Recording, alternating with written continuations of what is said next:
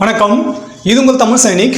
இந்த வீடியோவில் வந்து பென்ஷனரோ இல்லை ஃபேமிலி பென்ஷனரோ உங்களுக்காக ஒவ்வொரு முறையும் பென்ஷன் ரிவிஷன் ஆகும்போதும் அதோட பென்ஷன் பெனிஃபிட், அதாவது ரிட்டையர்மெண்ட் ஆகும்போது அந்த ரிட்டையர்மெண்ட் டைமில் நம்மளுக்கு என்னென்ன பெனிஃபிட் எல்லாம் கிடைக்கணுமோ அது அந்த பென்ஷன் ரிவிஷனுக்கு அப்புறம் அந்த பேசிக் அடிப்படையில் நம்மளுக்கு வந்து கணக்கீடு பண்ணி அதோட பென்ஷன் பெனிஃபிட்டை வந்து நம்மளுக்கு கொடுக்கணும். ஸோ இந்த மாதிரி இருக்கும்போது ஒரு சிலருக்கெல்லாம் இது வந்து கிடைக்காம தான் இருக்குது. ஸோ அந்த மாதிரி தான் நம்மளோட சேனலில் ஒருத்தர் வந்து கான்டாக்ட் பண்ணாங்க. அவங்களோட கம்யூட்டேஷன் அமௌண்ட் வந்து பார்த்தீங்கன்னா 6வது பே கமிஷன் படி தான் இவங்களுக்கு வந்து கணக்கீடு பண்ணி அவர் ரிட்டையர்மெண்ட் ஆகும்போது வந்து கொடுத்தாங்க. ஆனால் அவர் ரிட்டையர்மெண்ட் ஆகின டைம் வந்து பார்த்தீங்கன்னா 7வது பே கமிஷன் இம்ப்ளிமெண்ட் பண்ண வேண்டிய அந்த காலத்துக்கு அப்புறம் அவர் வந்து ரிட்டையர்மெண்ட் ஆனார். அதாவது 1 ஜனவரி 2016 அப்புறம் அவர் வந்து ரிட்டையர்மெண்ட் ஆனதுனால அவரோட பென்ஷன் பெனிஃபிட் எல்லாமே 7வது பே கமிஷன் படி தான் கணக்கீடு பண்ணியிருக்கணும். ஸோ அந்த டைமில் இம்ப்ளிமெண்ட் ஆகாதனால அவர் ரிட்டையர்மெண்ட் ஆகும்போது 6வது பே கமிஷன் படி அவருக்கு ரிட்டையர்மெண்ட் பெனிஃபிட் எல்லாம் கொடுத்தாங்க.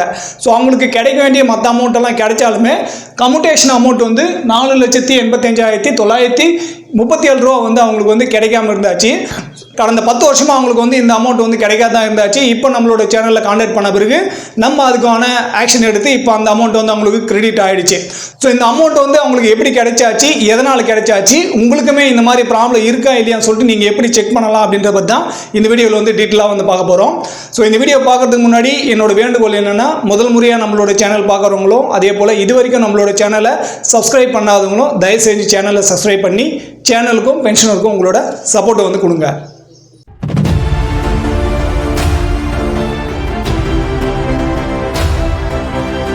ஒவ்வொரு பென்ஷன் ரிவிஷனுமே அது வந்து ஓஆர்ஓபியாக இருந்தாலும் சரி இல்லை பே கமிஷனாக இருந்தாலும் சரி அதோட இம்ப்ளிமெண்ட் டேட்டு நம்மளுக்கு வந்து எப்போன்னு தெரியணும். நம்ம எப்போ ரிட்டையர்மெண்ட் ஆகிறோமோ எந்த பென்ஷன் ரிவிஷன் அடிப்படையில் நம்மளோட பென்ஷன் பெனிஃபிட் எல்லாம் கிடைக்கணும் அப்படின்னு சொல்லிட்டு நீங்கள் வந்து முக்கியமாக வந்து நோட் பண்ணணும். ஸோ அந்த மாதிரி இருக்கும்போது 7வது பே கமிஷனோட பென்ஷன் பெனிஃபிட் வந்து இவங்களுக்கு கிடைக்கல. கிட்டத்தட்ட வந்து 10 வருஷம் 1/1/2016 வந்து 7வது பே கமிஷன் வந்து இம்ப்ளிமெண்ட் ஆகிருக்கணும். அது வந்து 2 வருஷம் லேட்டாக தான் கிடைச்சாச்சு.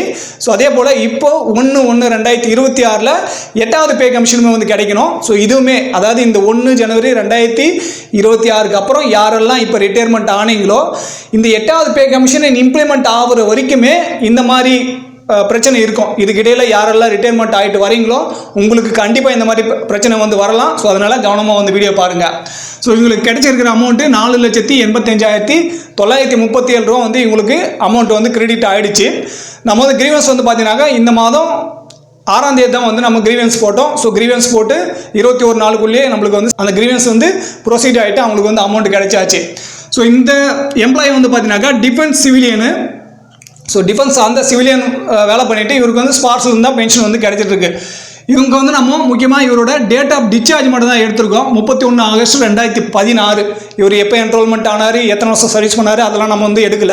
நம்மளுக்கு டேட் ஆஃப் ரிட்டையர்மெண்ட் மட்டும் தான் எடுத்திருக்கோம். ஏன்னா அந்த அடிப்படையில் தான் இவங்களோட பென்ஷன் கேல்குலேஷன் எப்போ வந்து ரிட்டையர்மெண்ட் ஆகுறாங்களோ அந்த மாதத்தில் அவரோட பேசிக் என்ன இருக்கோ அதோட அடிப்படையில் தான் பென்ஷன் பெனிஃபிட் எல்லாமே வந்து கிடைக்கும். உதாரணமாக கிராஜுவேட்டி, கம்யூட்டேஷன் இந்த மாதிரி உங்களுக்கு கிடைக்க வேண்டிய பென்ஷன் பெனிஃபிட் அமௌண்ட்டு. ஸோ இவர் வந்து 31 ஆகஸ்ட் 2016 ரிட்டையர்மெண்ட் ஆனார். இவருக்கு வந்து அந்த பென்ஷன் ரிவிஷனுக்கான 7வது பே கமிஷன் அடிப்படையில் என்ன வந்து பேசிக் ரிவிஷன் ஆச்சோ அதோட அடிப்படையில் இவரோட பென்ஷன் கேல்குலேஷனுக்கான அந்த ரிவைஸ்டு பிபிஓ குறைஞ்ச பிபிஓ வந்து 20 பிப்ரவரி 2018 வந்து இவருக்கு ஜென்ரேட் ஆகிடுச்சு. ஸோ 2018 பிப்ரவரி 2018 அவருக்கு வந்து பிபிஓ ஜென்ரேட் ஆன பிறகு கிராஜுவேட்டி அமௌண்ட்டு அவரோட பேசிக் அதிகமான பிறகு என்ன அவரோட பென்ஷன் பெனிஃபிட் எல்லாம் வந்து கிடைக்கணுமோ அதுவுமே கிடைச்சாச்சு. அதே போல் ஃபேமிலி பென்ஷனும் வந்து அந்த சர்வீஸ் பென்ஷன் கணக்கீடு பண்ணி அவங்களுக்கு ஃபேமிலி பென்ஷன் வந்து கொடுக்க ஸ்டார்ட் பண்ணிட்டாங்க. ஸோ இந்த 2016 2018 இடையில் வந்து பார்த்தீங்கன்னா அவரோட அந்த சர்வீஸ் பென்ஷனர் வந்து இறந்துட்டார். அதுக்கப்புறம் வந்து பார்த்தீங்கன்னாக்கா ஃபேமிலி பென்ஷனாக வந்து மாறிடுச்சு. ஸோ ஃபேமிலி பென்ஷனாக வந்து மாறும்போது 15 வருஷம் கட் பண்ண வேண்டிய அந்த கம்யூட்டேஷன் அமௌண்ட் வந்து கட் பண்ண மாட்டாங்க. அதே போல் உங்களுக்கு என்ன பெனிஃபிட் கிடைக்காது இருக்கோ கம்யூட்டேஷனில் அது வந்து ஃபேமிலி பென்ஷனருக்கு வந்து கொடுப்பாங்க. ஸோ அதுதான் இங்கே வந்து பார்க்குறோம். இவங்க ஃபேமிலி பென்ஷன் ஸ்டார்ட் ஆன பிறகு 5 நவம்பர் 2018 வந்து பேங்க் மூலிமா ஒரு கம்ப்ளைண்ட் வந்து ரைஸ் பண்ணுறாங்க. இந்த மாதிரி பென்ஷன் பெனிஃபிட்டுக்காக அந்த கம்யூட்டேஷன் அமௌண்ட் வந்து கிடைக்கல, கிராஜுவேட் அமௌண்ட் கிடைச்சாச்சு, 7வது பே கமிஷனோட பேசிக் அடிப்படையில் எங்களுக்கு வந்து ஃபேமிலி பென்ஷன் வந்து ஸ்டார்ட் ஆகிடுச்சு அப்படின்னு சொல்லிட்டு கம்ப்ளைண்ட் ரைஸ் பண்ணாங்க. ஸோ அந்த கம்ப்ளைண்ட் ரைஸ் பண்ண பிறகும் இது வரைக்குமே அதுக்கான ரிப்ளை எதுவுமே வரலை. ஸோ இந்த மாதிரி கம்ப்ளைண்ட் ரைஸ் பண்ணி அவங்க வந்து அவங்களுக்கு எந்த ரிப்ளையும் கிடைக்காத பட்சத்தில் இப்போ நம்மளோட சேனல் கான்டாக்ட் பண்ண பிறகு நம்ம என்ன பண்ணோம், அந்த பேங்க் வந்து எந்த அடிப்படையில் வந்து அவங்க கம்ப்ளைண்ட் ரைஸ் பண்ணியிருக்காங்க, ஸோ அதெல்லாம் பார்த்துட்டு இவங்களுக்கு வந்து இந்த 4,85,937 ரூபா வந்து கிடைக்க வேண்டிய அமௌண்ட் வந்து கிடைக்கணும் அப்படின்னு சொல்லிட்டு நம்ம கிரீவன்ஸ் வந்து போட்டாச்சு. ஸோ அந்த கிரீவன்ஸ்க்கு அப்புறம் அவங்களுக்கு வந்து அமௌண்ட் வந்து கிரெடிட் ஆகிடுச்சு. ஸோ இந்த மாதிரி நீங்கள் ஒவ்வொரு பென்ஷன் ரிவிஷனும், பே ரிவிஷன் நடந்தாலும் சரி, பென்ஷன் ரிவிஷன் நடந்தாலும் சரி, அந்த பென்ஷன் ரிவிஷனுக்கு அப்புறம் அது இம்ப்ளிமெண்ட் ஆகிற டேட்டுக்குள்ளேயே நீங்கள் வந்து ரிட்டையர்மெண்ட் ஆகுறீங்க அப்படின்ற பட்சத்தில் அந்த டைமில் அந்த பென்ஷன் ரிவிஷனில் உங்களோட பேசிக் வந்து எவ்வளோ அதிகரிக்குதோ அதுக்கு தகுந்தாப்புல தான் உங்களோட பென்ஷன் பெனிஃபிட்டுமே வந்து இருக்கணும். இப்போ உதாரணமாக நம்ம வந்து 8வது பே கமிஷன் வந்து எடுக்கலாம். இது வந்து 1 ஜனவரி 2026 நம்மளுக்கு இம்ப்ளிமெண்ட் ஆகணும். இப்போ ஒருத்தர் வந்து இந்த 31 மார்ச் 2026 ரிட்டையர்மெண்ட் ஆகிறாரு அப்படின்ற பட்சத்தில் அவருக்கு 7வது பே கமிஷன் அடிப்படையில் தான் அவரோட பென்ஷன் பெனிஃபிட் எல்லாமே கொடுத்து அவர் வந்து ரிட்டையர்மெண்ட் அதாவது அனுப்புவாங்க.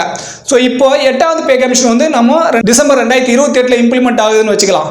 ஸோ அந்த மாதிரி 2028 இம்ப்ளிமெண்ட் ஆகும்போது இவர் ஏற்கனவே 2026 ரிட்டையர்மெண்ட் ஆகிட்டு வந்துட்டார். ஆனால் இவரோட பழைய பேசிக் படி தான் இவரோட ரிட்டையர்மெண்ட் பெனிஃபிட் வந்து கிடச்சிருக்கும். ஆனால் 1 ஜனவரி 2026 அவரோட பேசிக் வந்து அதிகமாகும். அதனால் 8வது பே கமிஷனில் எவ்வளோ பென்ஷன் அதிகமாகுதோ அந்த பேசிக்கோட அடிப்படையில் தான் அவரோட கிராஜுவிட்டி, கம்யூட்டேஷன், மற்ற பேசிக்கை சார்ந்து என்ன பென்ஷன் பெனிஃபிட் எல்லாம் கால்குலேட் பண்ணுவாங்களோ அது எல்லாமே ரிவிஷனான அதிகரித்த பேசிக்கை வச்சு தான் அவங்க வந்து கால்குலேட் பண்ணுவாங்க. இப்போ உதாரணமாக பேசிக் வந்து ரிட்டையர்மெண்ட் ஆகிட்டு வராரு அப்படின்னாக்கா அவரோட பேசிக் வந்து 22,000 சொல்லிட்டு வச்சுக்கலாம். ஸோ இந்த 22,000 இது வந்து 7வது பே கமிஷன் படி. ஸோ இதுவே நம்ம 8வது பே கமிஷன் படி இது 1.92 வந்து நம்ம கால்குலேட் பண்ணி வந்து சொல்லியாச்சு. ஸோ இந்த 22,000 1.92 வந்து மல்டிப்ளை பண்ண பிறகு 42,240 ரூபாய் வந்து இது ஆகும். ஸோ இவரோட பென்ஷன் பெனிஃபிட் எல்லாமே 22,000 ரூபாய் கணக்கில் தான் இவரோட கிராஜுவிட்டி, கம்யூட்டேஷன் எல்லாமே கணக்கெடு வந்து பண்ணியிருப்பாங்க. ஸோ 8வது பே கமிஷன் இம்ப்ளிமெண்ட் ஆன பிறகு இவரோட பேசிக் 42,240 ரூபாயை வந்து மாறும்போது இந்த தொகைக்கான கிராஜுவிட்டி, கம்யூட்டேஷன் தான் இவருக்கு வந்து கிடைச்சிருக்கணும். ஆனால் அந்த மாதிரி கொடுக்கல அப்படின்ற பட்சத்தில் இந்த மாதிரி பிரச்சனை வந்து வருது. ஸோ இந்த கேஸுமே இதே மாதிரி தான். 7வது பே கமிஷனில் அவருக்கு என்ன ரிவிஷன் ஆச்சோ அந்த அடிப்படையில் அவரோட கம்யூட்டேஷன் அமௌண்ட் வந்து கிடைக்கல. 6வது பே கமிஷன் படி தான் அவர் வந்து அவுட் ஆனார். 7வது பே கமிஷன் இம்ப்ளிமெண்ட் ஆன பிறகு அவங்களுக்கு எல்லாமே, அதாவது ஒரு சிலதெல்லாம் கிடைச்சாலும் இந்த மாதிரி கம்யூட்டேஷன் எல்லாம் கிடைக்காது விட்டாச்சு. ஸோ நீங்களும் இந்த மாதிரி வந்து செக் பண்ணுங்கள். யாரெல்லாம் 1 ஜனவரி 2016 அப்புறம் ரிட்டையர்மெண்ட் ஆகிட்டு இந்த 7வது பே கமிஷன் இம்ப்ளிமெண்ட் ஆன அந்த டேட்டுக்குள்ளே ரிட்டையர்மெண்ட் ஆகிருக்கீங்க அப்படின்ற பட்சத்தில் நீங்களும் செக் பண்ணுங்கள். இதுக்கப்புறம் ரிட்டையர்மெண்ட் ஆக போகிறவங்களும் சரி, அதாவது 1 ஜனவரி 2026 எது வரைக்கும் 8வது பே கமிஷன் வந்து இம்ப்ளிமெண்ட் ஆகலையோ, அதாவது சம்பளம் உயர்த்தி அது வந்து ஒவ்வொரு பென்ஷனருக்கோ இல்லை ஊழியருக்கோ வந்து கிடைக்கல அப்படின்ற பட்சத்தில் அந்த இடைப்பட்ட காலத்தில் யாரெல்லாம் வந்து பென்ஷன் வரீங்களோ நீங்களும் அந்த இம்ப்ளிமெண்ட் ஆகிட்டு அந்த பென்ஷன் ரிவிஷனுக்கு அப்புறம் கிடைக்கிற உங்களோட பெனிஃபிட் எல்லாமே 8வது பே கமிஷனோட அடிப்படையில் அந்த பேசிக் தகுந்தாவில் கணக்கீடு பண்ணியிருக்கா இல்லையா சொல்லிட்டு நீங்கள் செக் பண்ணுங்கள். ஸோ இந்த மாதிரி உங்களுக்கு ஏதாவது பணம் வர வேண்டியது இருக்குது, வராமல் இருக்குது, இல்லை பென்ஷன் ரிவிஷன் வந்து சரியான முறையில் ஆகாது இருக்குது அப்படின்னாக்கா நீங்கள் நம்மளோட சேனலில் மெம்பர் ஆகிட்டு உங்களோட டாக்குமெண்ட் சென்ட் பண்ணி அதுக்கான என்ன வந்து கிடைக்காது இருக்கோ இதே மாதிரி நீங்களும் வந்து வாங்கிக்கலாம். ஸோ இந்த வீடியோ மூலிமா நான் என்ன சொல்ல முயற்சி பண்ணணும், அது வந்து உங்களுக்கு பிடிச்சிருந்தாங்க வீடியோ லைக் பண்ணுங்கள். முதல் முறையாக நம்மளோட சேனல் பார்க்குறவங்களும் சரி, இல்லை இது வரைக்கும் நம்மளோட சேனலை சப்ஸ்கிரைப் பண்ணாதவங்களும் சரி, தயவு செஞ்சு சேனலை சப்ஸ்கிரைப் பண்ணி சேனலுக்கு சரி, பென்ஷனுக்கு சரி உங்களோட சப்போர்ட் வந்து கொடுங்க. இந்த வீடியோ கடைசி வரைக்கும் பார்த்து நன்றி. இதே போல் இன்னொரு வீடியோவில் மீண்டும் சந்திக்கலாம். நன்றி, வணக்கம்.